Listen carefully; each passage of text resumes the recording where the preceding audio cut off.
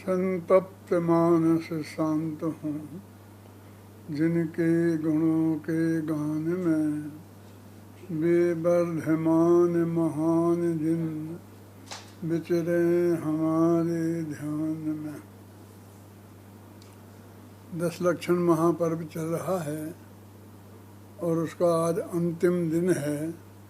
उत्तम ब्रह्मचर्य, उत्तम ब्रह्मचर्य धर्म है और उसकी चर्चा अपन को आज करनी है। पूजन की पंक्ति में ही लिखा है कि शील बाड़ नव राख, ब्रह्म भाव अंतर लखो, कर दोनों अभिलाख, करहु सफल नर भव सदा। ये बात मैं पहले ही कह देना चाहता हूँ कि पूजनकार ने हमको एक तरह से सजेशन दिया है, आज्ञा दी है कि शील की रक्षा 9 बाड़ों के माध्यम से करना चाहिए। शील माने व्यवहार ब्रह्मचर्य, जिसको लोक में ब्रह्मचर्य कहा जाता है, जो माता बहन सुता पहचानों की रूप में जिसका स्वरूप स्पष्ट किया गया है, स्पर्शेंद्रिय के विषय का त्याग जिसके कहा गया है, और स्त्री आदि का परिग्रह नहीं रखना इस रूप में लोक में जिसे कहा गया है, उसको 9 बाड़ों से रक्षा करनी चाहिए।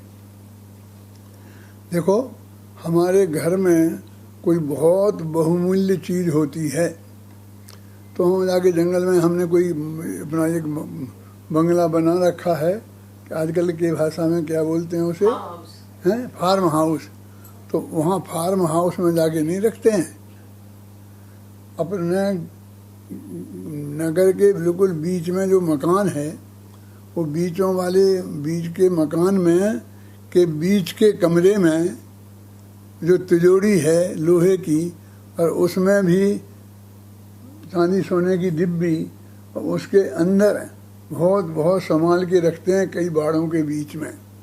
और फिर उसके बाद में सुरक्षा का इंतजाम भी करते हैं, चौकीदार भी रखते हैं उसके लिए। तो यदि शील हमारे लिए रत्न है तो उसे 9 बाड़ों की सुरक्षा से रखना चाहिए। अब 9 बाड़ों की ब्रह्मचर्य की क्या है, शास्त्रों में बहुत विस्तार से सब बातें बताई हैं। और लेकिन मैं तो सीधा सच्चा बताता हूँ कि मन से, वचन से, काया से, कृत कारित और अनुमोदना, न खुद उस तरह की कोई बात करना, न कराना किसी से, और न अनुमोदना करना। इस तरह हम 9 बाड़ों से शील की सुरक्षा करें। पहले वो व्यवहारशील की, व्यवहार ब्रह्मचर्य के लिए हमको स्पष्ट आदेश देते हैं। फिर साथ में दूसरी पंक्ति तक आगे नहीं बढ़ते हैं। पहली ही पंक्ति में साथ में कहते हैं ब्रह्म भाव अंतर लखो।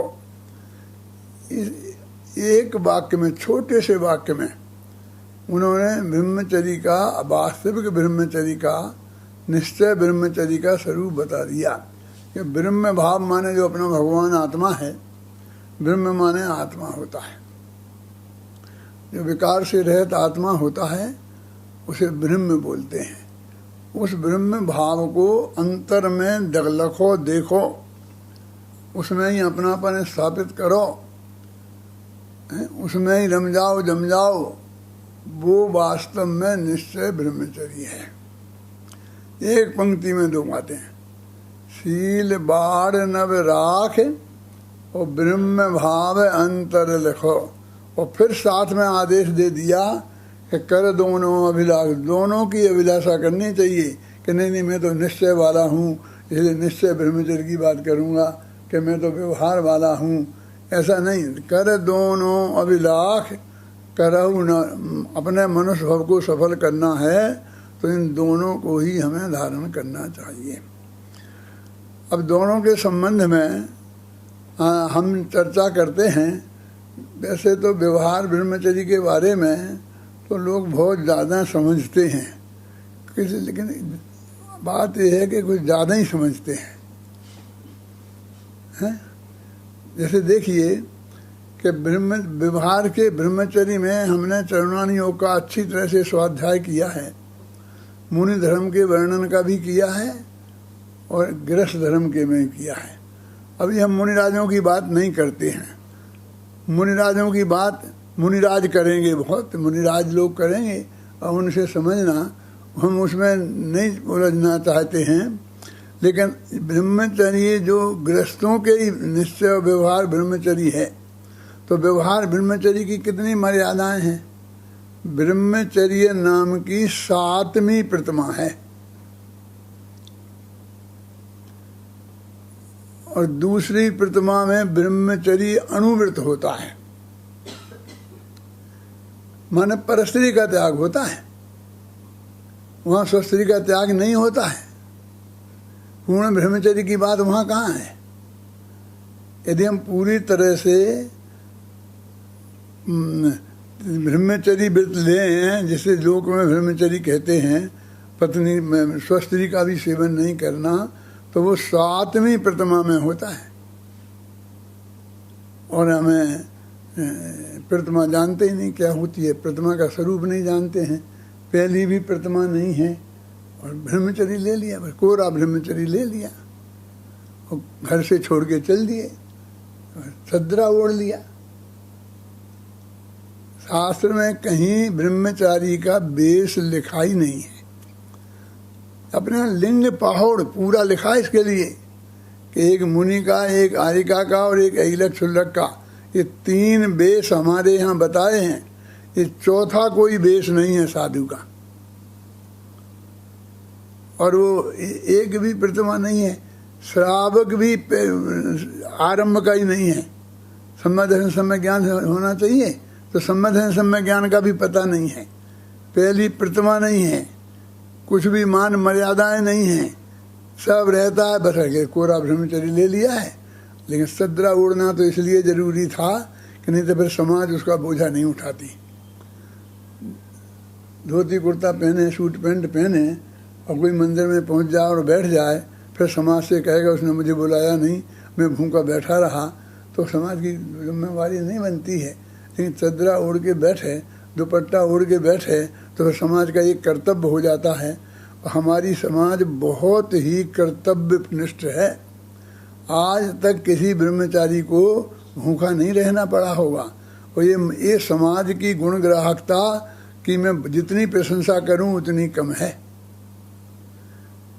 लेकिन मैं उन ब्रह्मचारियों को कहना चाहता हूं कि ब्रह्मचारी जी, शास्त्र में 7वीं प्रतिमा तक पक्का ब्रह्मचर्य होता है और उस तब तक घर में रहने का और बनाकर खाने का नहीं, कमा कर खाने की ड्यूटी है।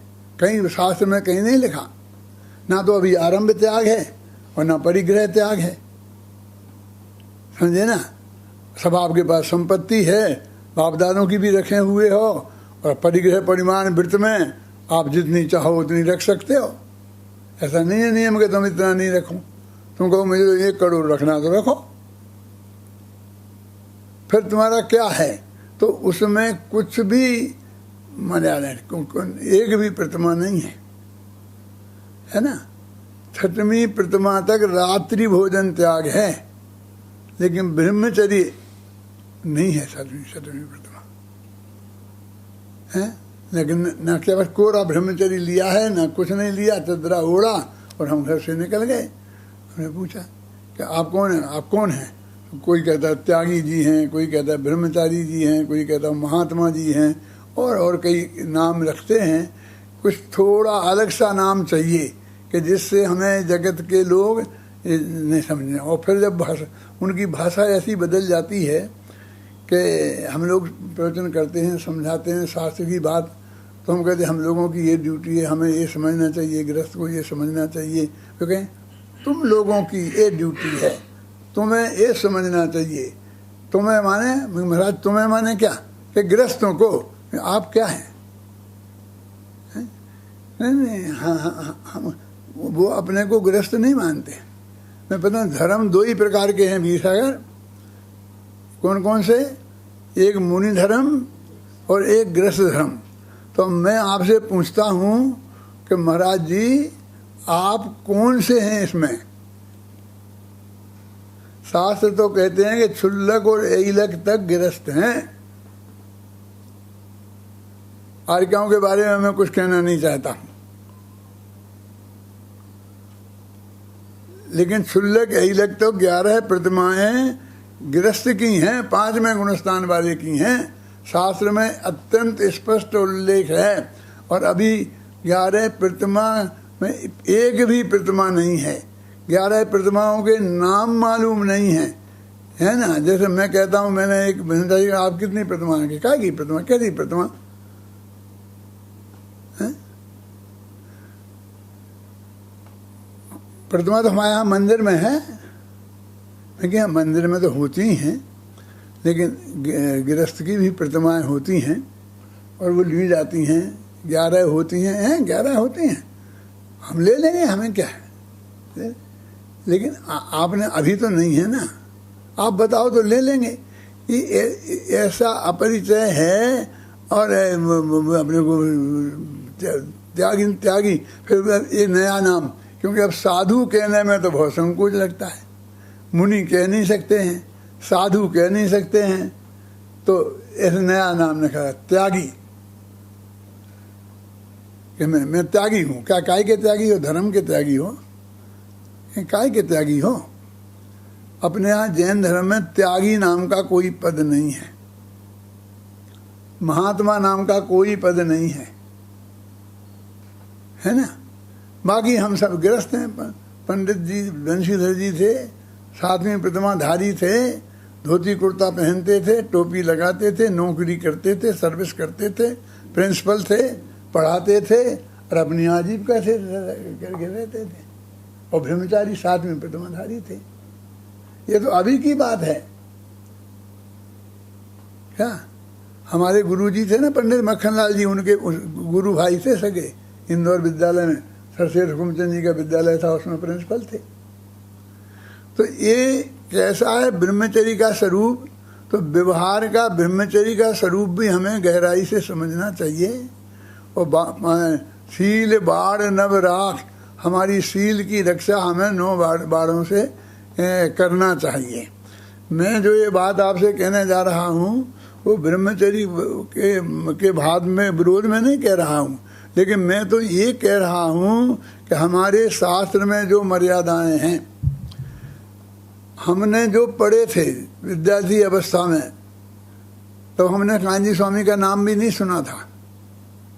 तब रत्नगंज साहब का चार पढ़ा था, 6 ढाला पढ़ा था, पुरुषासिद्धि उपाय पढ़ी थी, सागा धर्मामृत पढ़ा था। ये सब गृहस्थ धर्म की किताबें हैं, आचार्य की हैं, विद्वानों की हैं, पंडितों की हैं, संस्कृत में हैं, हिंदी में हैं, क्रिया कोश वगैरह सब पढ़े थे। और बाकायदे उनकी परीक्षा दी थी, डिग्री ली थी। हम जो ये बात आपको बता रहे कह रहे हैं वो उसकी है। अध्यात्म की तो बात उसमें है ही, लेकिन उनमें ये बिल्कुल श्रावक का धर्म है। इन शास्त्रों में आप पढ़ करके देखें और उसके अनुसार जो ब्रह्मचर्य का जहाँ से नियम है वहाँ ले लें। तो ब्रह्मचर्य को सबसे पहले कहाँ से लेते हैं कि दूसरी प्रतिमा में जो 5 अनुवृत्त होते हैं उसमें भी सिर्फ परस्त्री का त्याग रूप ब्रह्मचर्य होता है, स्वस्त्री के त्याग रूप नहीं है। वो बराबर शादी कर सकता है, पत्नी रख सकता है, उसके बाल बच्चे हो सकते हैं, सब शास्त्रों में बहुत अच्छी तरह से ये है। और यहाँ तो न वो 7वीं प्रतिमा वाला ब्रह्मचर्य है न दूसरी वाला है, कुछ नहीं है, बस कोरा ब्रह्मचर्य ले लिया। जब मैं ये बात समझाता हूँ लोगों को तो बहुत लोग कहते कि तुम्हारे कांजी स्वामी भी तो देते थे, वहाँ भी तो बहुत लोग ब्रह्मचारी हैं, ऐसे ही हैं कि न जिनकी कोई प्रतिमा नहीं है और वे ब्रह्मचारी हैं। उनका कहना सही है अभय जी, प्रश्न तो सही है ना। प्रश्न हमारे चित्त में खड़ा थोड़ी होता है, सबके चित्त में खड़े होते हो, खड़ा होना चाहिए। तो मैं सिर्फ जानकारी के लिए बताना चाहता हूँ कि आध्यात्मिक सतपुरुष कांजी स्वामी पंच कल्याणकों में जब किसी को ब्रह्मचर्य देते थे तो वो कहते थे भाई ये सिर्फ निवृत्ति के लिए है, स्वाध्याय के लिए, निवृत्ति के लिए है, कि क्योंकि तुम्हें स्वाध्याय का समय नहीं मिलता, धंधे पानी में उलझ जाते हो, घर गृहस्थी में उलझ जाते हो, बाल बच्चे में उलझ जाते हो, और आत्मा का कल्याण करना है तो उस निवृत्ति के लिए हम दे रहे हैं। ऐसा बहुत क्लियर कहते थे। ये कोई वह नहीं है। तो ये जो आपका स्त्री के त्याग जो करने की बात है वो सब इसके लिए है, ऐसा है, हैं? ये भी नहीं, ये नहीं है जो तुम गलत समझ रहे हो, तुम हमसे अकेले में समझना। ये वस्तु स्थिति ये है कि वो ये कहते थे कि ये जो अपना पद है कोई ब्रह्मचारी पद, वो ये पद वाला पद नहीं है, और हम उन्हीं की तरफ से तो बोल रहे हैं आपको ये एक दफे की ये बात। लेकिन आजकल तो ब्रह्मचारी डिग्रियों जैसा लिया दिया जाता है, जैसे MA PhD होते हैं और हम लिखते हैं doctor Hukumchand Bharal MA PhD D.Litt ऐसा लिखते हैं ना, ऐसा वो भी लिखते ब्रह्मचारी फलाना फलाना, वो डिग्री जैसा उपयोग करते हैं। ये जो क्या है, एक सच्ची घटना मैं आपको बताता हूँ कि एक भाई मेरे पास आए जब अपना महाविद्यालय नहीं खुला था, घबराना नहीं तुम लोग, तब की बात बता रहा हूँ। वे अभी हैं, जिंदा हैं, मौजूद हैं कि दादा मुझे गुरुदेव से ब्रह्मचर्य वृत्ति दिला दो। इस पंच कल्याणक के टाइम पे भगवान महावीर का निर्माण वर्ष था ना, उस पंच कल्याणक के टाइम पे मुझे ब्रह्मचर्य वृत्ति दिला दो। तो मैंने कहा भाई गुरुदेव देने वाले और तुम लेने वाले, और तुम्हें गुरुदेव जानते नहीं है, सो बात भी नहीं है, और तुम गुरुदेव को भी जानते हो, तो मुझे बीच में आड़त में क्यों डालते हो?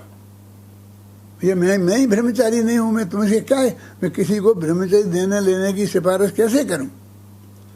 नहीं दादा, नहीं दादा, आपकी बात सुनते हैं गुरुदेव, इस करते हैं, वो करते हैं, ये करते हैं। मैंने कहा भाई तुम्हें लेना है, गुरुदेव को देना है, तुम जाओ, वे तुम्हें क्यों नहीं देंगे? कहले उनके पास तो होके आ गया, और उनने मना कर दिया है। क्या कह रहे, मना कर दिया? क्यों मना कर दिया? उन्होंने कहा नहीं अभी नहीं, फिर देखेंगे, अभी रहो, शांति से स्वाध्याय करो, थोड़ा पढ़ो, रहो, तुम्हें भ्रम। तो उन्हें कहते फिर आप कहेंगे तो जरूर दे देंगे। मैंने कहा भाई जब गुरुदेव ने अभी मना कर दिया और मैं जाके कहूँ तो अच्छा ही नहीं है। आप समझें, गुरुदेव यदि मेरी इज्जत रखते हैं तो इसका मतलब ये थोड़ी है कि मैं उनको ऐसी चीज़ कहूँ कि जो उन्हें निभे नहीं करना चाहते हैं।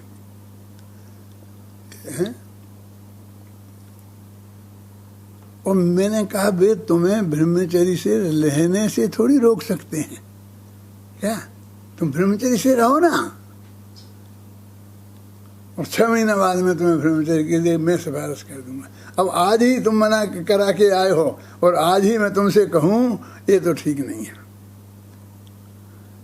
फिर बोले फिर ऐसा मौका कब आएगा? कैसा मौका कि ये पंच कल्याण का 25,000 लोग आएंगे, सबके सामने देखें, सबके सामने लेंगे, ऐसा मौका कब मिलेगा? फिर थोड़ी ऐसा पंच कल्याणक होने वाला है।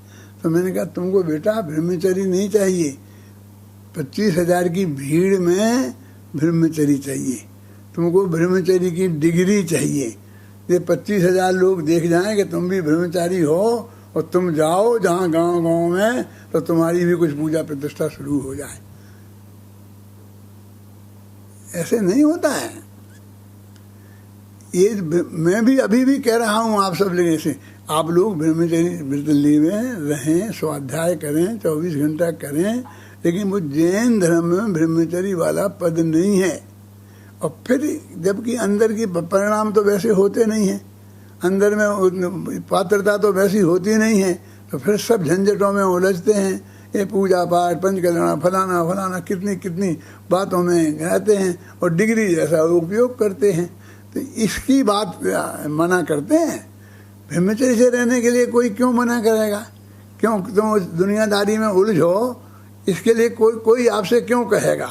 तो इसलिए जो मैं आपसे बात आज वही करने वाला हूँ, उसमें आप ये मत समझना कि मैं व्यवहार ब्रह्मचर्य का विरोधी हूँ और इस तरह से लेकर निवृत्ति पूर्वक रहकर स्वाध्याय करने वालों का मैं शत्रु हूँ, ऐसा नहीं है। लेकिन क्या क्या करते हैं, क्या करते क्या हैं। हम गृहस्थी में फंसे हैं, फिर भी हम विद्यार्थियों को पढ़ते हैं, पढ़ाते हैं, अपने बच्चों को पालते हैं, पोसते हैं, सब काम करते हैं, और हमने इतने 1000 विद्वान तैयार कर दिए। अब उनसे कहें कि 1 घंटा आप पढ़ा कर दिया करे, प्रवचन करने, हमारा काम थोड़ी है, ये तो पंडितों का काम है। ये पढ़ाना पंडितों का काम है, ब्रह्मचारियों का काम नहीं है। उनने ऐसी दुर्बुद्धि जिनको पैदा हो गई, और ये क्रियाकांड कराना, सुहा कराना ब्रह्मचारियों का काम है। क्यों? ये दंड फंद करना ये ब्रह्मचारियों का काम है। पूज्य गुरुदेव श्री ब्रह्मचारी थे ना, और सारी जिंदगी पढ़ने पढ़ाने का काम तो किया। 2 टाइम प्रवचन और 1 टाइम चर्चा 80, 85, 90 वर्ष की उम्र में भी की। और तुम 1 टाइम प्रवचन करने में घबराते हो, 1 टाइम पढ़ाने में घबराते हो।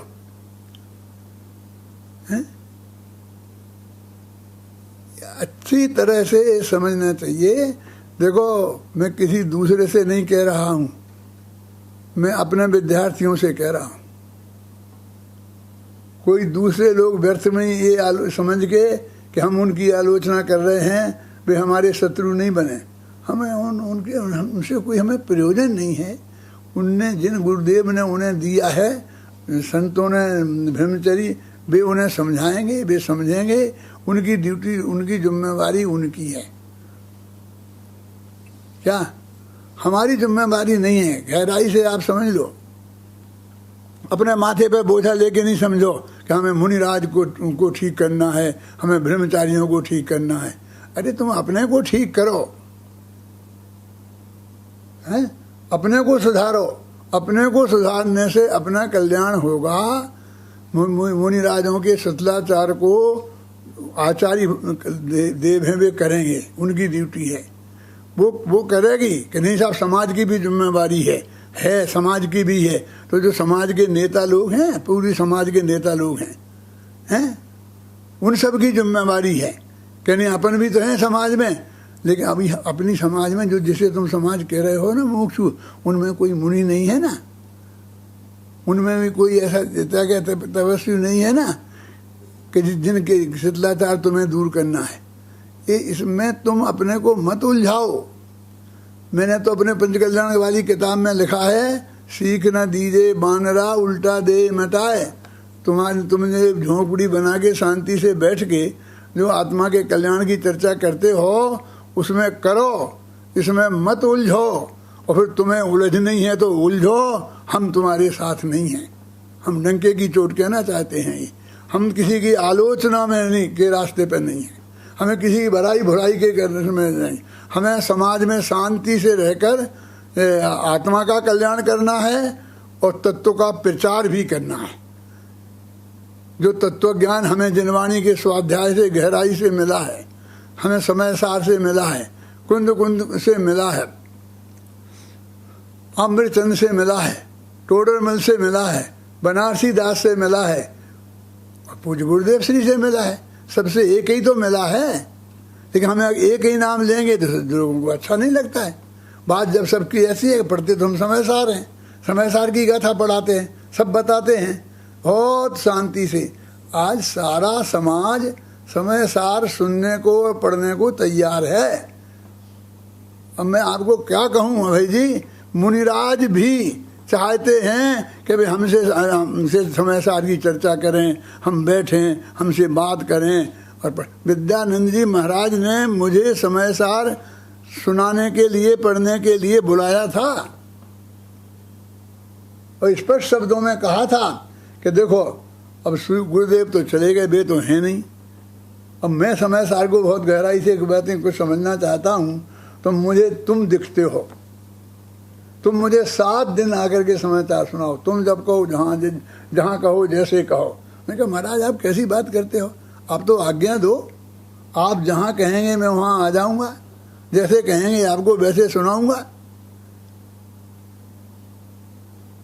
और वीर सागर तुम थे ना मौजूद, 25-50 विद्वान बैठे थे, 3-4 बाइयाँ बैठी थी, शायद एक आध मुनिराज भी थे।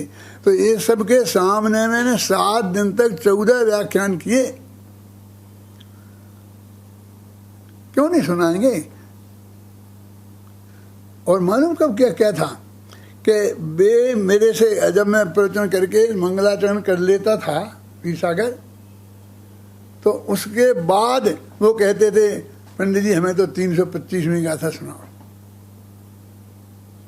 तो मैं वो 325वीं गाथा निकालता, 4-6 गाथाएं पहले क्या कहा है, 4-6 गाथाएं पीछे क्या कहा है, वो सब बताता, प्रसंग बताता, संपर्क बताता, फिर उस गाथा का उस संदर्भ में अर्थ करता, फिर उसकी गहराई बताता। उनको बीच में जो पूछना होता था पूछते थे, मैं उसका जवाब देता था। तो फिर दूसरी बताते कि अब 19वीं गाथा सुना लो। ऐसे करके सुना करके पूरा घंटा हो गया पहले दिन बबलू। फिर मैंने महाराज अब शाम को कौन सी गाथा सुनानी है मुझे बता दो, तो मैं देख के तो आऊँ। तो मुस्कुराने लग गए। ये मैं इस पे कह रहा हूँ, मैं जानता हूँ टीवी पे जाने वाला है, सारे देश, सारे मुमुक्षु और सारे गैर मुमुक्षु, हो सकता है कोई मुनि महाराज भी सुने। क्या मैं कह रहा हूँ साक्षी पूर्वक, इसमें एक अक्षर शब्द की गलती नहीं है। तो हंस के रह गए, बताई नहीं। और जब शाम को गया तो मंगलाचरण करने के पहले तक नहीं बताई। जब मैंने मंगलाचरण करके बोल दिया और फिर बोला कि शास्त्र में, तो फिर बोले पंडित जी फलानी गाथा सुनो। मैं समझ गया महाराज मेरी परीक्षा कर रहे हैं, देख रहे हैं, ठीक है जो भी हो जान ले, अच्छी बात है। महाराज ने जमकर मेरी परीक्षा की। मैंने डट कर महाराज को तत्व ज्ञान जो मैं समझता था मैंने समझाया, और अंत में उन्होंने कहा कि मैं तुम्हें समय सार भारल्य की उपाधि देता हूँ। आज से मैं तुम्हें समय सार भारल्य कह के बुलाऊंगा। समय सार का शिखर पुरुष, समय सार का शिखर पुरुष। चिट्ठी लिख के दी, भेजी मेरे ऑफिस में कि तुम समय सार के शिखर पुरुष हो। तो हमारे ऑफिस वालों ने उन्हें लिखा कि महाराज ये हम अपने विद्या विज्ञान में छाप दें, कि छापने के लिए ही भेजी है, छापो ना। और हमने छापी और वो प्रवचन सब टीवी पर चलाए। हम क्यों किसी से बैर करेंगे, हम क्यों किसी से बुराई करेंगे? हमें क्या करना है? जो तत्व ज्ञान की चर्चा है वो सब है। उनने क्या गलती की कि हम उन्हें नहीं सुनाए और उनकी नहीं सुने? यदि वो समय सार पढ़ते हैं, आज सब मुनिराज ज़्यादातर समय सार पढ़ने लग गए हैं। हम तो ये कहते हैं कि उनकी भी तो महिमा है ही, और हमारे पूज्य गुरुदेव श्री की भी महिमा है। उनने शुरू किया पहले सभा में पढ़ना, और आज सब पढ़ने लग गए, हम भी पढ़ने लग गए। इसलिए भाई हम किसी के विरोधी नहीं हैं, हमारा किसी से कोई विरोध नहीं। पूज्य गुरुदेव श्री के तो हम भक्त हैं, सिद्ध हैं, शिष्य हैं। उनसे तो हमने तत्व ज्ञान पढ़ा है, एक एक अक्षर उनसे हमने सीखा है जो हमारे पास है। और ऐसा नहीं है कि हम में भी तो कोई अकल है ना, विवेक है, सारी जिनवाणी है, उसको भी हमने बहुत गहराई से पढ़ा है और उसको कन्फर्म किया है। फिर सारी समाज को सुनाते हैं, मुमुक्षुओं को सुनाते हैं, गैर मुमुक्षुओं को सुनाते हैं। ऐसा वातावरण बनाएं समाज में कि सब ये मूल तत्व ज्ञान को सब एक दूसरे से सुने।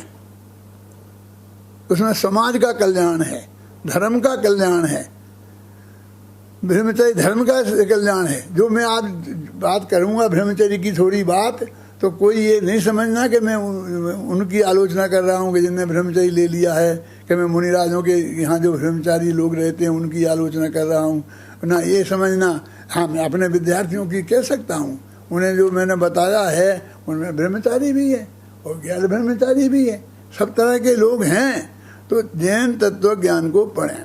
अब वो कहते हैं कि ब्रह्म भाव अंतर लिखो, अंदर में अपने शुद्धात्मा को देखना। ब्रह्म माने होता है शुद्धात्मा। अब जानते हैं इनके यहाँ भी ब्रह्मा हैं, जिनेतरों में ब्रह्मा, विष्णु और महेश। ब्रह्मा जगत के कर्ता हैं, विष्णु जगत के रक्षा करता है और महेश जगत के संहार करता है। उनके यहाँ माना जाता है ऐसा। लेकिन इन तीनों से भी जुदे एक वहां भी ब्रह्म है, अपने यहां भी है वहां भी है। ये ब्रह्माद्वैतवादी है ना, है? शुद्ध ब्रह्म। ब्रह्म में और ब्रह्मा में क्या अंतर है? ब्रह्मा करता है और ब्रह्म करता नहीं है। वो जगत का करता ब्रह्म नहीं, वो शुद्ध है, असली वो ही है, वो ही धर्म का आधार है। ये जो सारे उसी की आराधना करने को बोलते हैं, एक कर्ता वाले ब्रह्मा की आराधना के लिए नहीं बोलते हैं। अपने आप ही एक शुद्ध ब्रह्म है, शुद्ध ब्रह्म परमात्मा शब्द ब्रह्म जनवाणी है, शुद्धात्म साधक दिशा नमो जोड़ जुग पाणी। हम तो उन्हें नमस्कार करते हैं, वो शुद्ध ब्रह्म को। शब्द ब्रह्म परम ब्रह्म, शब्द ब्रह्म पर ब्रह्म में वाचक वाच्य नियोग। पंडित जी ने छापाने लगा कि वो शुद्ध ब्रह्म है, उसमें वो एक शब्द ब्रह्म है, ब्रह्म नाम का शब्द है, उनमें वाचक वाच्य नियोग। वो वाच्य है, वो वाचक है, तो वो भगवान आत्मा के आश्रय की बात है। चर्चा आएगी तो ब्रह्म वो ब्रह्म का नाम ही नहीं समझते हैं। अब जो ब्रह्म का नाम सुने, आत्मा के नाम से ही सुनते हैं, जिन्हें चिड़ छूटी हो, वे कैसे ब्रह्मचारी हैं? मतलब आत्मा की बात सुन के आनंद आना चाहिए ना। सब जगह अब आत्मा की चर्चा हो गई, सब लोग आत्मा की बात सुनना चाहते हैं, समझे ना, सारे जगत। अभी ये देखो, हम तो समझ रहे थे कि कोरोना आ गया तो अब हमें कौन सुनेगा, अब तो हम जा ही नहीं पाएंगे। हम तो साल में 8 महीना घूमने वाले थे, गांव-गांव में जुना सुना के तत्व की बात समझने थे। जब ये तुम्हारे ये कोरोना आया, वो क्या लगा, वो कौन क्या लगाते हो तुम, हैं? लॉकडाउन। उसके पहले हमारे विदेश का कार्यक्रम बना हुआ था, न्यूयॉर्क का, शिकागो का, LA का, फिर बम्बई का, दिल्ली का, कलकत्ता का, ये सारे कार्यक्रम बने थे, टिकट रखे थे खरीदे, वो सब साफ हो गए। मैंने कहा हुए हम साफ। हम क्या समझते थे कि ऐसा होगा? अरे वहाँ जाते तो हमको 1000 500 आदमी मिलते मुश्किल से, कहीं कहीं तो 100-200 ही मिलते हैं। लेकिन अभी हम जब से बोल रहे रोजाना, तो रोजाना 2000 से कम कोई रोजाना सुनता ही नहीं है। अभी भी हम ये बोल रहे हैं, अपने कमरे में बैठे हैं, आ रहा सामने, कोई हमारे सामने नहीं है, बस एक कैमरा खड़ा रखा है, हम बोल रहे हैं, ओके 2000 लोग सुन रहे, 3000 लोग सुन रहे। और वो ऐसी नहीं है अंदाजिया कि थे 100 आदमी और हमने कह दी 10,000 आदमी थे। पहले तो ऐसी गप्पे चलती थी ना, क्यों कि पंच कल्याण में बड़े मंदिर में प्रवचन था, और कितना थे कि 1000 आदमी थे। वो बड़े मंदिर में 200 आदमी नहीं बनते हैं, 1000 आदमी कहाँ से थे? ऐसी नहीं है गिनती। ये तो लोग कहते हैं इस टीवी पे आ जाती है, एक आदमी खोल के सुनने बैठता है तो उसका नाम नोट हो जाता है, यानी वो बिल्कुल पक्की है। और इतने लोग सुनेंगे, हमने तो सुनी नहीं थी, हम तो बिल्कुल अधमरे जैसे ही हो गए थे और फिर जिंदा हो गए हैं। और हमारा उत्साह बढ़ गया, ये दिनवाणी सुनने वाले इतने लोग मिलेंगे तो उन्हें कौन नहीं सुनाना चाहेगा। हमने कहा भैया हम तो एक दफे ही सुना सकते हैं दिन में, एक दफे सिर्फ बोलो कि हाँ साहब एक दफे सुनाना। और हमारे 3 दफे चलते, सुबह टीवी पे चलता है आध घंटा, 6:10 से 6:40 तक अरहंत चैनल पे। उसके तत्काल बाद पूज गुरुदेव श्री का आता है, उसके तत्काल बाद बहन श्री का आता है, उसके तत्काल बाद राकेश गुरु जी का आता है।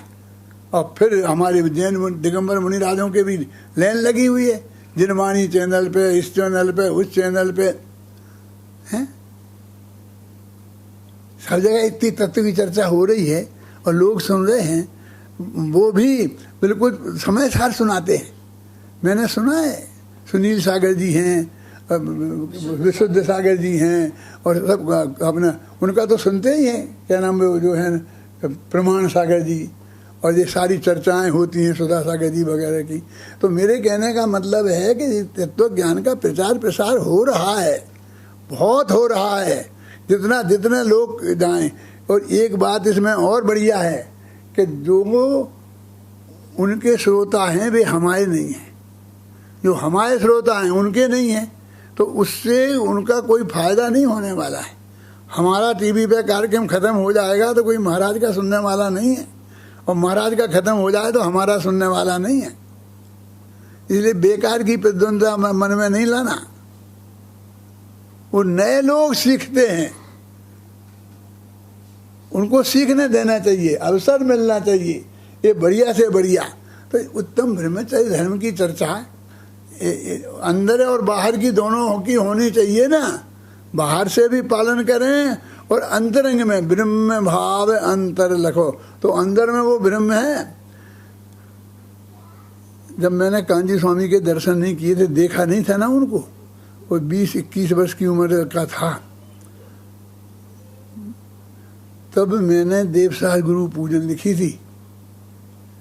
वो है, उसमें पहली पंक्ति थी, शुद्ध ब्रह्म परमात्मा शब्द ब्रह्म जनवाणी और शुद्धात्म साधक दशा और नमो जोड़ जुग पाणी। उस वक्त लिखा था सन 56 में, 56 समझते हो, 56 में लिखा था। कितने साल हो गए जब से 56 से आज तक, 20 आ गया नहीं, 64 64-65 वर्ष पहले कांजी स्वामी का समागम बाद में हुआ।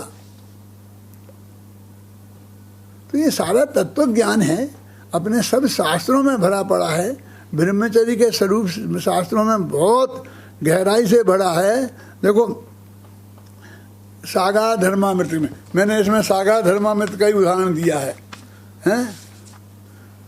सागा धर्मामृत में लिखा है कि शुद्ध ब्रह्म की में जो आत्मा का रमण करना वो ब्रह्मचर्य है ना।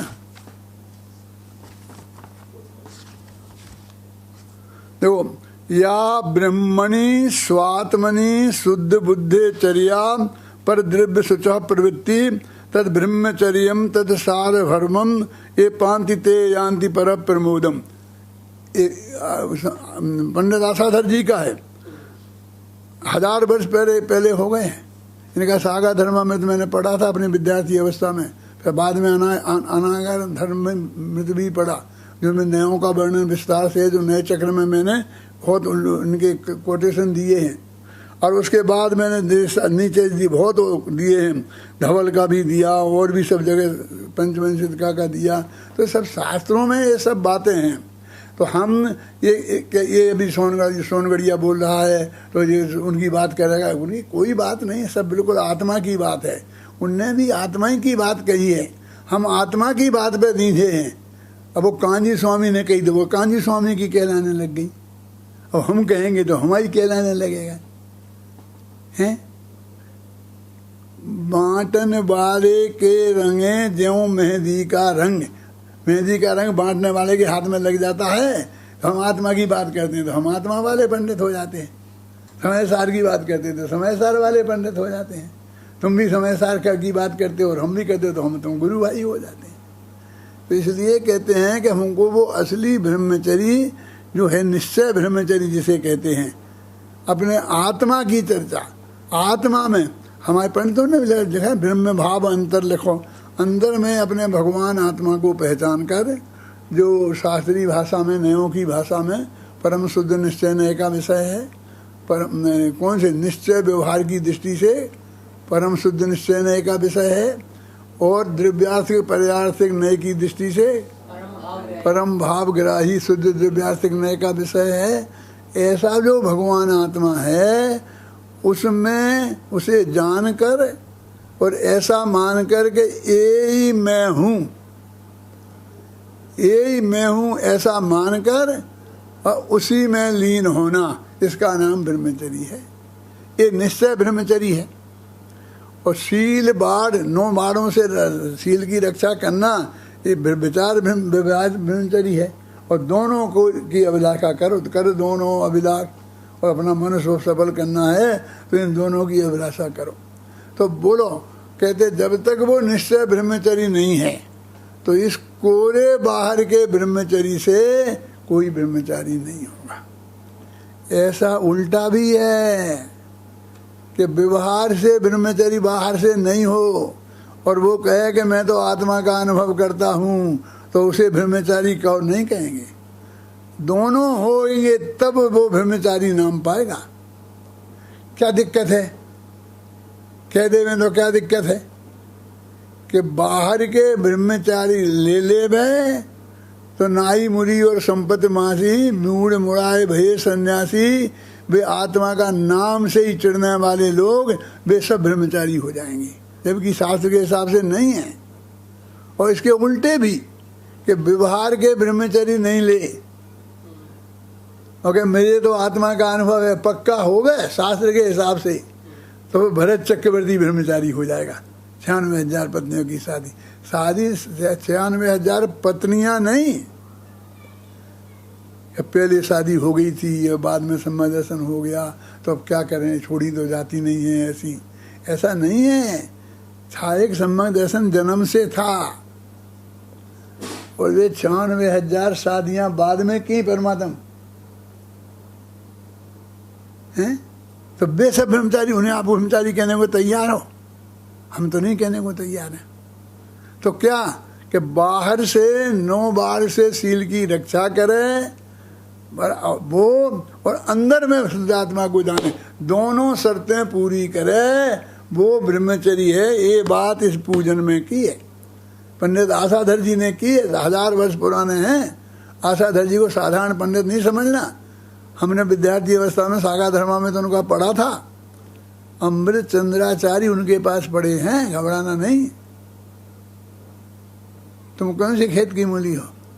संस्कृत पे इतना अच्छा अधिकार था, क्या क्या उनने लिखा है, कैसा किया है, हैं? तो ये जो निश्चय और व्यवहार ब्रह्मचर्य, मुझे इस बात का विकल्प है कि ये धर्म इस ग्रुपों में से निकले और सारी समाज में, कम से कम पूरे दिगंबर समाज में तो पहुंचे और श्वेतांबर में भी साथ में पहुंचे, तो मुझे बहुत खुशी है। मैं तो पिछले 37 साल से श्वेतांबर पर्यूषण में बम्बई लगातार जाता रहा, हर साल, और विदेश में जाता हूँ तो 80% श्वेतांबर होते हैं सुनने वाले, बुलाने वाले भी। तो लोगों ने मुझे धीरे धीरे मुझे श्वेतांबर घोषित कर दिया। कई श्वेतांबरों को बुलाने को जाता हूँ तो मैं कहता हूँ दिगंबरों को सुनाता हूँ, तो तुम्हें दिगंबर नहीं हुआ? अरे हमें तो सबको सुनाना है, हर भव्य जीव को, जो सैनी पंचेंद्री है, जो भगवान के समोषण में जाता था, महावीर की दिव्य ध्वनि सुनने जाता था, हम वही तो बातें सुनाते हैं। कुंद ने ऐसा भेद कहाँ किया, महावीर ने ऐसा भेद कहाँ किया दिगंबर श्वेतांबर का? मुझे तो सबका बहुत वात्सल्य भाव प्राप्त है, बहुत प्रेम भाव प्राप्त है। आप जान के आश्चर्य होगा कि मैं करीब 35 साल से विदेश जाता हूँ और वहाँ पर सब लोग मुझे दिगंबर श्वेतांबर सुनते थे, प्रेम से सुनते थे, कभी कोई झगड़ा नहीं हुआ। एक दफ़े मियामी में, अभय कुमार जी, मियामी में आप भी गए हैं ना, मैं गया हूँ कम से कम 25 बार। तो मियामी में एक जगह प्रवचन कर रहा था तो एक श्वेतांबर भाई मेरे से बोला कि साहब हम आपसे एक बात पूछना चाहते हैं। मैंने कहा बोलो भैया क्या? कि दिगंबर श्वेतांबर में अंतर क्या है और सच्चा कौन है? ऐसा प्रश्न किया भरी सभा में, सन्नाटा छा गया। मैंने कहा भाई साहब मैं यहाँ आता हूँ और बहुत बढ़िया बातें महावीर की तत्व ज्ञान की आपको सुनाता हूँ, आपको अच्छा नहीं लगता? लेकिन आपका क्या, हम तो हमेशा सुनते हैं आपकी, अच्छा नहीं लगता? आप कैसी बात कह रहे हैं? हमने तो एक व्याख्यान आपका नहीं छोड़ा। तो फिर ऐसा प्रश्न क्यों करते हैं? आप नहीं जानते हैं कि मैं दिगंबर हूँ, कट्टर दिगंबर हूँ, तो मैं किस धर्म को सच्चा मानता हूँ? आप मेरे से क्यों कुछ कहलवाना चाहते हो? आप जानते नहीं हो। और जो मैं आपको बता रहा हूँ, अब इससे जाना कि नहीं जाना आपने कि मैं क्या हूँ? नहीं हमें आप अंतर बता दो। मैं कहा देखो अंतर तुम सुन नहीं सकते हो, सच्चा जानना चाहते हो जो सच्चा मैं जानता हूँ, मैं मानता हूँ, वो जानना चाहते हो? यहाँ जानना चाहते हैं। मैंने कहा देखो अगली साल नहीं बुलाओगे, सोच लो। कि वे सब लोग बोले कि साहब आप कैसी बात करते हो, हम तो आपको मरते दम तक छोड़ने वाले नहीं हैं, आप हमें बताओ निश्चिंत होके, बिल्कुल कोई विकल्प नहीं करो, सच्ची बात बता रहा हूँ मैं आपको। वो लोग अभी वहाँ मौजूद होंगे जो मेरे श्रोता थे क्या। तो मैंने बिल्कुल पूरा एक एक शब्द सुनाया और वो भी सब बताया कि ये अंतर क्यों आ गया स्त्री मुक्ति में, केवली कबलाहार में, एकादश जने, इसका अर्थ भी बताया। उसके दोनों अर्थ दिगंबर क्या करते हैं वो भी बताया, श्वेतांबर क्या करते हैं वे भी बताया। वो जब स्त्री मुक्ति मान ली श्वेतांबर ने तो फिर वो मल्लीनाथ पुरुष से औरत हो गए। वो सब मैंने बताई बिल्कुल निश्चिंता से, जैसे कि मैं अपने समझ लो घर में ही बैठे बोल रहा हूँ। उनमें वो एक आदमी खड़े होके बोला कि साहब आप बात तो ठीक कहते हैं। क्यों? तो बोला कि यदि स्त्री और दोनों पुरुष दोनों तीर्थंकर हो सकते हैं तो फिर एक ही क्यों हुए? 24 में 23 पुरुष और एक महिला, ये अन्याय नहीं है? फिर 12-12 होने चाहिए, 11-13 हो जाते, इतने तो बर्दाश्त कर लेते। लगता तो ये है कि ये नहीं है, ऐसा बोला भरी सभा में, और सब सन्नाटा छा गया। और मुझको दूसरी साल का हर साल बुलाया, आधा सुनते हैं, सब सुनते हैं बहुत प्रेम से, सत्य साफ सब सुनना चाहते हैं, समझना चाहते हैं। आप राग द्वेष पूर्वक मत कहो। अभय जी आप समझ रहे हैं कि मैं कुछ पथभ्रष्ट हो गया हूँ, लेकिन मैं ये कहता हूँ कि मैं वो वातावरण बनाना चाहता हूँ तुम्हारे लिए, मेरे अपने विद्यार्थियों के लिए, कि वे में जो मेन तत्व ज्ञान उनको प्राप्त हुआ है महाभाग्य से, उनने सीखा है और मैंने जीवन उसमें लगाया है, गुरुदेव श्री से मुझे प्राप्त हुआ है, ख्याल में आई ना, वो जन जन तक पहुँचे, सब लोग उनके प्रेम से सुने उनकी बात को, कहीं कोई भेदभाव खड़ा नहीं हो। हैं वो कहते हैं मैं अभी हमने पर्यूषण में क्या कहाँ गया वो कहते हैं मोटानी, हाँ विपुल, क्या वहाँ आया तो मुझसे बोले कि दादा अब इस साल तो कैसे होगा पर्यूषण का। मैंने कहा हो जाएगा, हम तो कर रहे हैं ना, इस क्या ये क्या बोलते तुम इसे ऑनलाइन कर हो जाएगा प्रवचन। तो उनने हमें वो बनाया लगाया और उस पर लिख दिया, ऊपर लिखते दिगंबर श्वेतांबर मटी जैन बनो, ऐसा बोर्ड लगा दिया। लोग कहने लगे ये तो श्वेतांबर दिगंबर मटी श्वेतांबर बनो, ये श्वेतांबर, क्योंकि वो सबने देखा। तब तो अकेला वहीं होता था, बम्बई में रहता था, सब लोग सुनते थे। हैं मैंने कहा भाई ये तो नहीं कहा मुसलमान बनो, ये तो नहीं कहा सिख बनो, ये तो नहीं कहा ईसाई बनो, जैन ही बना रहे ना। ये तो ये संप्रदाय मिटो, ये पक्षपात मिटे, हम प्रेम से बैठकर आपस में शांति से सुने, इसका ये अर्थ है। हम दिगंबर मिटे का ये अर्थ नहीं है। फिर लोगों ने, उन्हीं लोगों ने जिनने ऐसा आलोचना की थी हटा दिया था हमने, तो उन्हीं ने लगवाया फिर और फिर लगा चला कि भाई क्या कह रहे सुनो, जैन धर्म क्या है, वस्तु का स्वरूप क्या है, आचार्य कुंद कुंद क्या है। अरे हम तो कुंद कुंद को पढ़ाते हैं, अमृतचंद्र को पढ़ाते हैं, ये तो पक्के दिगंबर आचार्य हैं। हर दिगंबर मूर्ति पे कुंद कुंद का नाम लिखा है। हमने कोई स्थूल भद्र को नहीं पढ़ाया, हमने कोई तत्वार सूत्र पढ़ाते हैं, हमने कल्प सूत्र नहीं पढ़ाया। पढ़ाया तो यही है। आप क्यों घबराते हो? हमें संसार का भय नहीं है। तो ये सारे विद्यार्थियों के लिए मैं पूरा रास्ता खोलना चाहता हूँ। वीर सागर,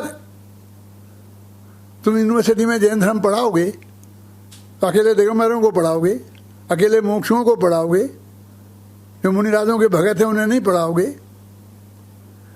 जो श्वेतांबर हैं उन्हें नहीं पढ़ाओगे, अजैनियों को नहीं पढ़ाओगे। अरे हमारे यहाँ तो राठी पढ़े हैं, यादव पढ़े हैं, सबको हम पढ़ाते हैं, शास्त्री बनाया है। एक वो कहाँ पर वो है अपने पूना में एक राठी है, बहुत A1 विद्वान है जैन दर्शन का, ये सब इस तत्व ज्ञान का, ऐसे सब लोगों को तैयार किए हैं। इसलिए हम उसमें जाने वाले नहीं हैं किसी इस पक्ष में। हम सबसे कहना चाहते हैं खुले आम भरी सभा में कि सब लोग किसी की आलोचना रंच मात्र भी नहीं करें, किसी की भलाई बुराई नहीं करें, और जैन तत्व ज्ञान बिल्कुल निडर होके मर्यादा में रह करके सुसभ्य भाषा में खुलकर समझाएं। कोई दिक्कत कहीं आने वाली नहीं है। हमारी इमेज तो ऐसी होना चाहिए कि कोई कहे कि उनने ऐसा कहा था कि वो ऐसा कह ही नहीं सकते हैं। बोलिए, मैं आपको बताऊं कि अभी वो है, वो महाराज कौन से अपन ने भेजा ना, वो विशुद्ध सागर महाराज के यहाँ से मेरे पास आया कि 2 मिनट का आप हमें भेज दिए, हम समय सार का स्वाध्याय कराते हैं और आपको ऐसा ऐसा करके, तो मैंने भेज दिया। तो वहाँ भी मुझे पता चला कि उन्होंने 5 लोगों को टीवी पर लाना है, वो तो एक पंडित को लाने का नक्की किया और उसका नाम है हुकुमचंद। ये 2 मुनिराज को किया, 2 श्वेतांबर मुनिराजों का किया उन्होंने। अब वे इतने विशाल हृदय से बात काम कर रहे, हमको क्या, हमने क्या कहा, यही तो कहा कि वे समय सार सुनाते हैं, सारी जनता को सुनाते हैं, जनता में सुनाते हैं। जनता हमारा भी प्रेम से सुनने लग गई, जो हमारी नहीं सुनती थी उनका सुनती है, हमारा भी सुनती है, और हमारी सुनने वाली उनको भी सुनते हैं। ये कहा, बोलो क्या है, हम 100 में वातावरण नहीं बना सकते हैं? हम लड़ाई का वातावरण बनाए? भगवान महावीर के समोषण में सब जो लोग आते थे कि नहीं? अरे गाय भैंस कुत्ते बिल्ली भी आते थे। यदि हमारे पास सच्चा तत्व ज्ञान है तो हमें उस तत्व ज्ञान को सब लोगों तक पहुंचाना है। आज तुम ब्रह्मचर्य धर्म के दिन में ये बात इसलिए कह रहा हूं कि आज मेरे को अभी ये मेरा व्याख्यान 10,000 लोग सुनेंगे, फिर कल मुझे नहीं मिलेगा ये मौका कहने का। मैं कल कैसे समझाऊंगा ये बात किसी को कि मैं इस विचारधारा का हूं? और जिनको मुझे निकालना हो वो निकाल दे, मैं मुझे अजैन घोषित कर दे, मैं जो भी करना है कर दे। मैं तो किसी से बैर विरोध नहीं रख सकता। मैंने मालूम समाधि ले ली है, 85-86 वर्ष में चल रहा हूं। अब मुझे दुनिया से कोई लेना देना नहीं है, हैं? और मुझे सब सुनने वाले हैं, अब टीवी वाले सुनाने वाले हैं, सब टीवी वाले सुनाएंगे और सारी दुनिया सुनेगी। अब कौन रोकेगा? निकाल दो मुझे, कहाँ से किसको निकालना है, कैसे निकाल दो? अरे हम तुमको इसी भव से ही निकाल देंगे। ऐसे लोग भी हैं, आए हैं मेरे पास ऐसे समाचार। अब ज़्यादा दिन नहीं रह पाओगे। मैं कहा जितने जल्दी चले जाएं उतने अच्छे, लेकिन वो हमारा लिए लिखा ना समाधि मरण में कि मरने की इच्छा भी अतिचार है, इसलिए मैं नहीं चाह सकता हूं कि मैं मर जाऊं। इसमें क्या है? एक सच्ची घटना में देवलाली की है कि एक लड़का हमारा वहाँ था विद्यार्थी, तुम नहीं थे वो था, तो वो बोला कि हम इस पंचम काल के अंत तक ये जैन तत्व ज्ञान को ले जाएंगे। तो मैंने कहा क्या कह रहा है? बस पंचम काल के अंत तक? ये पंचम काल में तो ये अभी कितना 18,000 वर्ष में ही खत्म हो जाएगा। हम 18,000 वर्ष से आगे नहीं ले जाएंगे। कैसी बात करता है? हम मर के जहाँ जाएंगे वहाँ 18,000 वर्ष हमारी उम्र नहीं होगी। हो सकता सागरों हो, हैं? क्यों? तो हम उसे छोड़ देंगे? हम तो वहाँ भी जाके पहुँचाएंगे, वहाँ भी सुनाएंगे, सब जगह को ले जाएंगे। इसलिए 18,000 वर्ष तक के लिए नहीं। हमारे विद्यार्थी तो इसको अनंत काल तक के रखने की बात करते हैं। हमें वो काम करना है, 18,000 वर्ष तक नहीं। ये बोला था मैंने देवलाली में। अब या भाई जी को याद हो तो ये बता सकते हैं कि हाँ गवाही, मेरी गवाही से भाई दे सकते हैं कि मैंने कहा था कि नहीं कहा था। हम इतना छोटा उद्देश्य क्यों रखें भाई साहब? दो बिल्कुल पक्की बात है, व्यवहार ब्रह्मचर्य के बिना भी कोई ब्रह्मचारी नहीं हो सकता। वो छायक समय दृष्टि उसी भव से अंतर मुहूर्त में केवल ज्ञान प्राप्त करने वाले भरत चक्रवर्ती को भी गृहस्थ अवस्था में मैं ब्रह्मचारी कहने को तैयार नहीं हूँ। क्या? और आत्मा का अनुभव ही है साथ में, और आत्मा बाहर से विचार में से भी ब्रह्मचरी है, उसी में मानने को तैयार हूँ। अकेले आत्मा के अनुभवी को ही नहीं कहने, अकेले बाहर के ब्रह्मचारी वाले को नहीं कहना चाहता हूँ। और मैं किसी का नाम कहाँ ले रहा हूँ, मैं तो कह रहा हूँ जो ऐसा हो। यदि आप ऐसे नहीं हो और आप बिल्कुल सच्चे हो तो बहुत बढ़िया बात है। इसके लिए तो कह रहा हूँ, हम व्यक्तिगत किसी की आलोचना करते नहीं हैं। उन्हें लिखा ना ब्रह्म भाव अंतर लिखो। देखो कई तरह की कई बातें कहती है ना, ये पूजन में की, इसी पूजन में एक पंक्ति आती है, क्या है वो, क्या है आती है वो पूजन में? हाँ, संसार में विष बेल नारी तज गए योगीश्वरा। एक पंडित ने, बहुत बड़े पंडित ने कहा कि ये स्त्रियों के विरोधी थे और ऐसा थे, और उन्हें सुधार दिए थे किसी ने। तो तुम्हारी दिल्ली की बात कह रहा हूँ, हाँ वो कि मायाचारी विथीणम, माया स्त्रियों में जैसे मायाचार, मायाचार नहीं है मातृकाचार है। क्यों?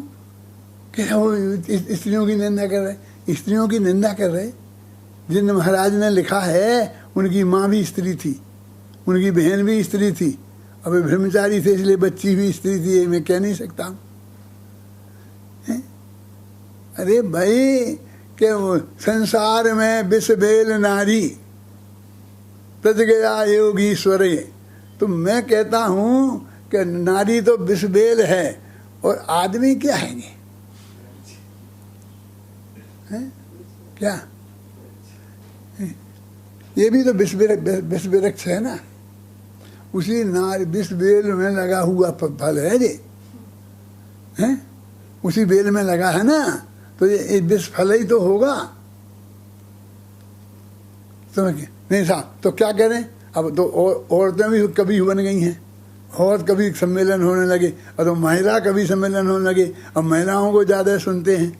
तो वे महिलाएं ऐसा लिखे ना, संसार में विष वृक्ष नर सब तज गई योगीश्वरी, ऐसा करें क्या? अरे भाई विष बेल नारी का मतलब वहाँ नारी नहीं है। हमारे हृदय में विपरीत सेक्स के प्रति जो आकर्षण है उसको वहाँ नारी कहा है? लेकिन रचना अब क्या करें कि नर प्रधान होती है कि नारी प्रधान होती है? अब उसने दो ही तो प्रयोग कर नहीं सकता था, हैं? तो उसने नारी के संदर्भ में कहा तो उसको कह दिया, लेकिन उसका वास्तविक अर्थ ये है, उसको हम गहराई से समझें, हैं? एक ब्रह्मचर्य धर्म वो धर्म है कि जिसमें ये लिखा है कि ध्यानत धर्म 10 पेड़ चढ़ के शिव महल में पग धरा।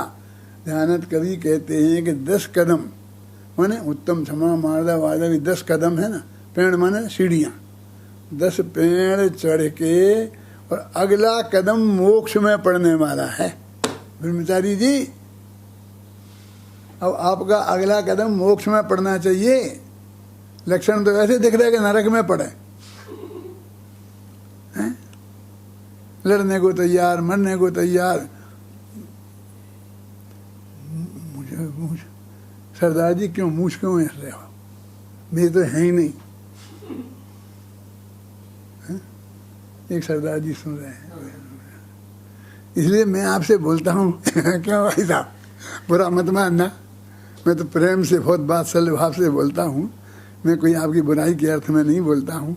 क्यों कि हम कहाँ से राग देश में पढ़ें, हम अपने को सुधारें और ब्रह्म वो शुद्ध आत्मा क्या है, उसका स्वरूप क्या है, उसको गहराई में समझें। देखो उसको जाने माने ऐसा नहीं हो सकता। कैसा कि हमने कैसा वो मुनिराज जो जब वे व्यवहार ब्रह्मचर्य को ब्रह्मचर्य नहीं माने, तो जो मुनिराज जब सामायिक नहीं कर रहे हैं और जब आहार करने निकले हैं अथवा अपन जब प्रवचन कर रहे हैं, वे मुनिराज उस वक्त ब्रह्मचारी हैं कि नहीं है? वो व्यवहार भिन्न से तो मानना पड़ा, उस वक्त आत्मा का तो अनुभव नहीं है। और आत्मा का अनुभव है यदि व्यभिचार, तो उस वक्त थोड़ी व्यभिचार की, मतलब दोनों ही होना जरूरी है। व्यवहार ब्रह्मचर्य और अंतर ब्रह्मचर्य, और दोनों का स्वरूप समझकर हम अपनी मुनिराजों की अपेक्षा, वो वर्णन है, लेकिन मुनिराजों की अपेक्षा कहाँ है? तत्वासूत्र में तो लिखा है क्या, सा गुप्ति समझ धर्मानुपेक्षा परिसर जय चारित्रयी आया ना, कि मुनियों की अपेक्षा वर्णन है। जब ये यहाँ ये लिखा है, ये उदाहरण दिए हैं, तो ये तो सब के श्रावक के, तो श्रावकों को भी पालना है कि कौन सम्यक दृष्टि, के सम्यक दृष्टि के तो है ही पक्का सच्चा, लेकिन मिथ्या दृष्टि नहीं पाले क्या? वो भी नियम से रहे, मर्यादा से रहे, उसको करके पालन करके रहे और सच्चे धर्म को पढ़े। मैं आज ये अंतिम दिन है, कल क्षमा वाणी के दिन भी बोलूँगा, जो मुझे कहना है वो कहूँगा, लेकिन मैं आज जो बात, जो देश में वातावरण चल रहा, उस वातावरण के हिसाब से मैं अपने सारे विद्यार्थियों को, जिनको कोई क्षोभ लगा हो, है समझ में आए ना, कि साहब हमारे साथ हैं कि नहीं है, कौन किसके साथ हैं, क्या दिन तुम्हारे साथ रहूँगा, 2 साल में मर जाऊँगा, फिर क्या करोगे? मेरे भरोसे जिंदा रहोगे बेटा, तो फिर करोगे क्या? अपने भरोसे रहना है जिंदा के नहीं, अपने शुद्ध सदाचारमय जीवन से, सात्विक वृत्ति से, सबसे वात्सल्य भाव से समाज में रहना सीखो और तत्व ज्ञान का प्रचार करो, प्रसार करो। यही मंगल आशीर्वाद, यही मंगल भावना मेरी है और सब लोग